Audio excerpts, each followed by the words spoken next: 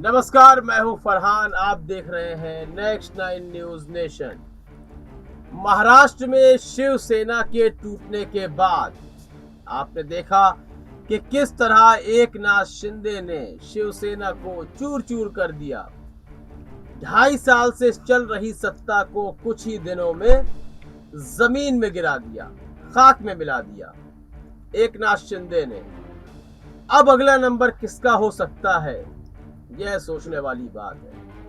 तो कहीं ना कहीं अब अगला नंबर एनसीपी का है, शरद पवार का है अगला नंबर। आखिर मैं ये क्यों कह रहा हूं, यह जानने की आवश्यकता है आपको। और आपको समझना होगा कि विधानसभा में जो मतदान चल रहे थे तो उसमें जो हिस्सा लेने आए विधायक, तो 53 विधायकों में मात्र 53 में मात्र 46 विधायक मौजूद रहे इस मतदान में। और 2 विधायक अनिल देशमुख और नवाब मलिक, यह दोनों तो जेल में ही हैं। तो बाकी जो विधायक बचे लगभग 5, यह मतदान में नहीं थे। तो कहीं ना कहीं इन विधायकों के बागी होने के आसार दिख रहे हैं। क्या शरद पवार, जो एक चाणक्य के रूप में जाने जाते हैं, किंग मेकर के रूप में उन्हें जाना जाता है, तो क्या अब उन्हीं की पार्टी में बगावत आरंभ हो चुकी है? क्या ऑपरेशन लोटस अब एनसीपी में भी घुस चुका है, उस पर भी कदम रख दिया है? यह सवाल उठकर सामने आ रहा है। लेकिन उससे पहले जानने की जरूरत है कि आखिर यह विधायक कौन है जो मतदान में मौजूद नहीं रहे।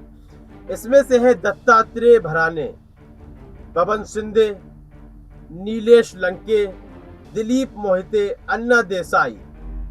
यह विधायक हैं जो मतदान में शामिल नहीं रहे।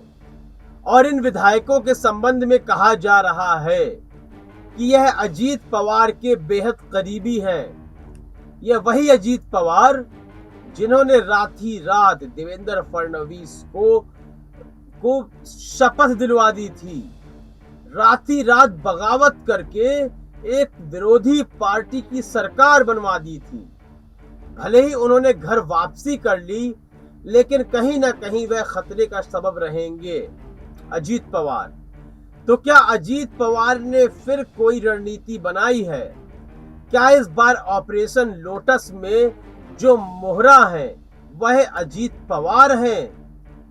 क्या अजीत पवार एनसीपी में एकनाथ शिंदे की भूमिका निभाएंगे? यह सवाल तब तक उठते रहेंगे जब तक महाराष्ट्र के भीतर एक सत्ता स्थायी रूप से सरकार न चलाने लगे।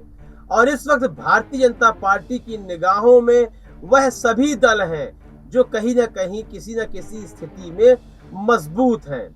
और भारतीय जनता पार्टी उन्हें तोड़ने के सारे सफल प्रयास करने में लगी हुई है। जैसे कि ममता बनर्जी, एनसीपी और अन्य वह दल जो अन्य राज्यों में मजबूत स्थिति में है। शिवसेना को तो ऑपरेशन लोटस के द्वारा खत्म कर दिया गया। अब नंबर एनसीपी का है, या फिर किसी अन्य कारण से यह विधायक मतदान में मौजूद नहीं थे? यह सवाल उठकर सामने आ रहे हैं। और क्या हो सकता है कि शरद पवार जैसे एक बड़े राजनेता, बड़े रणनीतिकार के ही दल में बागी घुसे हों? तो इनके संबंध में, इन बागियों के संबंध में, और वह बागी है या नहीं है, इस संबंध में आपकी राय बहुत ही महत्वपूर्ण है। अपनी राय अवश्य दें, कार्यक्रम को लाइक करें, ज्यादा से ज्यादा शेयर करें और चैनल को सब्सक्राइब अवश्य कर दें। तब तक के लिए इजाजत दीजिए, धन्यवाद।